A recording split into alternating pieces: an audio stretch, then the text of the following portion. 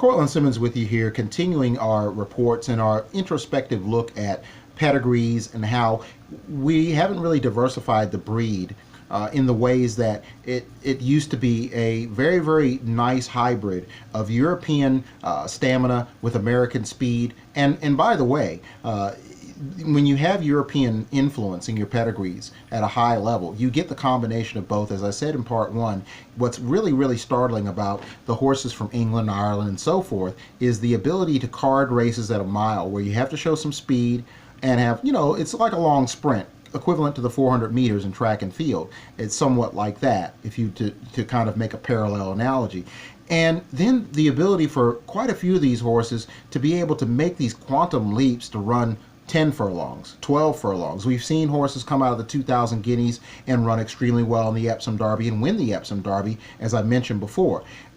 What's interesting is that Americans believe, still to this day, that there's no intrinsic value in buying a horse from over in Europe and saying we could extrapolate that, oh, these are just turf horses. It's absolutely one of the most mind-boggling strategic blunders that I've ever seen. It just, to me, it would, it just doesn't. It's amazing how some of these top trainers don't have the wherewithal to say, well, wait a minute, we're gonna, hey, I've got a consultant, even if I can't be there physically on site. I've got a consultant in England, Ireland that's throwing me some horses, and it could even be a situation where they may not want to throw you the best horse they have, at least in their minds, turns out to be the best horse. Sometimes money and even some instinct or intuitive feel doesn't always corner the market. What's considered to be, this horse may not end up, anything can happen once, you put horse and rider on these, saddle and put horse and rider together. Anything can happen in terms of what ends up being the outcome for these horses. On the other hand, you have someone that's maybe proactive in saying, I want you to take as hard a look at this horse as any of the other high-end clients that I have, because this is one of the best ones out there. Whether it's, the depth chart is of such where, you really can't differentiate between who the best horse is or not, but they all are individuals that hopefully can not only have potential, but maximize it and perform. It's amazing to me that, that someone doesn't have that going on. I'm pretty sure someone does. But what we want is, a Kentucky Derby horse out of that. At the least, we know we're going to get a good turf horse, but we at the maximum best case scenario, and what we're looking for is a Derby, Oaks horse, Breeders' Cup type of horse. And what we've squandered is, and what we've gotten away from is what got American breeding to the point that it has. Bull Hancock, along with some of the other great owners, the Galbraiths and so forth, of those breeding operations, be it Claiborne Farm or Green Tree, they built their foundation in terms of, growing the breed by, investing in European stallions that didn't necessarily, not only had pedigrees that maybe didn't live up to it, but they were still good stallion prospects, but horses that could run, that had pedigree, and horses that might have been a little more on the modest side, that were, of the school of fish, or of the cut from a cloth in which they could create a new pedigree, even with modest beginnings from a family standpoint. And every single T was dotted, I's were crossed, no stone was left unturned by Bull Hancock and those of the like back then. Paul Mellon and Mac Mellon, Paul Mellon is another visionary, a man, probably one of the only owners ever to win the Kentucky Derby, the Epsom Derby, and the Arc de Triomphe. And so that international vision is more prominent amongst European owners. They've been very, very sporting to even have to travel as far as California, especially in the recent years with Santa Anita having a monopoly on hosting the Breeders' Cup and Del Mar getting it in 2017, to come over and compete in America, and yet we've never had a Breeders' Cup run in Europe. So I think that there's something, remarkably unbalanced and one-sided and disjointed about the Breeders' Cup. But it's not even so much the Breeders' Cup, and we'll discuss that more in the future. It's the idea that the Europeans are more diversified in their choices. They're looking for good horses from America. They're looking for good horses from Tattersall's. They're looking for good horses at the golf sales. They go over the pond, over the English Channel, to go to France to see what's going on with the Deauville sales. They have some intel coming from their consultants, and now with the internet, of course, you can also do a lot of visual, you can do a lot of data and research prior to these sales, and then of course, so that makes it intriguing as well.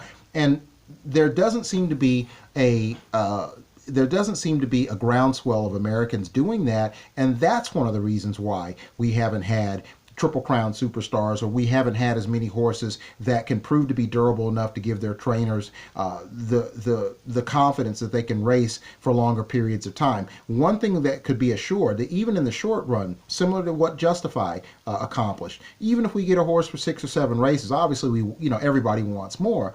It's like rock and roll. When once those guitars start cranking up, you give the people what they want, which is more rock and roll, right? So, I mean, and it's no different with the horses. Fans have, in many ways, it's a letdown for the fans when horses are, on average, by and large, retired much more expeditiously than in the past. But as Paula Turner, wife of Seattle Sleuth's trainer, once told me, the horses were retired, expeditiously, or, I'm paraphrasing, they were retired sooner than expected back then too. Some of it planned, some of it circumstantial. Most of it these days, it's a little bit more planned than circumstantial. But the problem is that we when you go back, and as I said in part 1, go and look at YouTube, look at the recent, or even, the compilations of King George and Queen Elizabeth winners, Epsom Derby winners, Epsom Oaks winners, and you're going to see lovely turn of foot. And it doesn't matter whether they're running on broken glass, on turf, on dirt, or synthetic. Most of course, all of these races I've aforementioned are on the turf. You've got to have some belief that, whoa, wait a second, one of these horses can run on another surface. They don't know that they're sires, or that everybody thinks that they can only run on the dirt. You get these horses in a barn as capable of Chad Brown, and instead of automatically inserting them into the turf program, maybe we can get a Derby horse out of this. So I've never bought into the belief that, for whatever reason, that European horses can't be valuable here on the dirt. It's a lot like, it's almost a form of, not only narrow-mindedness and bias, but it's a little bit of a form of prejudice, maybe even, racehorse racism in some ways. You go out and you get the best players. If it so happens that most of the players are white, or vice versa, most of the players are black or Latino, so be it. You're getting the best players, or you try to get the best players, and like anything else, you fairly evaluate whether someone's in good form or bad form, or there's a bad spirit amongst the boys, and you shake things up. And you do that, individually, one, case by case. And it's no different with these horses. To say, well, only the American horses, that's all we need. All we need to do is compete at Keeneland, where we're looking at 9/10 of a group of horses that we can't buy, versus saying, well, wait a minute, on the back end here, whether we, end up getting exactly what we want at Keeneland, we've got some inroads, and we've got, some cracks in the pavement here where we can get some effective horses, even horses that some in Europe might not think might be handy, and we can get our hands on those horses. Not to mention, as I said in part 1, there are consultants out there that would be more than willing to say, we'd love to, to get involved with, the possibility of producing a Grade 1 winner in America, and also the prospect, if they stay in training and running in Europe at some point, if it can't happen in one camp in one calendar year, the following year. So, you can get a horse like Tepin that, makes her foray into Europe, but we need to see, there can be an upgrade on that where it happens more frequently, which is why I said in part 1 it was so sporting of Steve Asmussen to try to diversify Curlin's resume by running on the turf in the Man of War, even though he lost that race to Red Rocks. So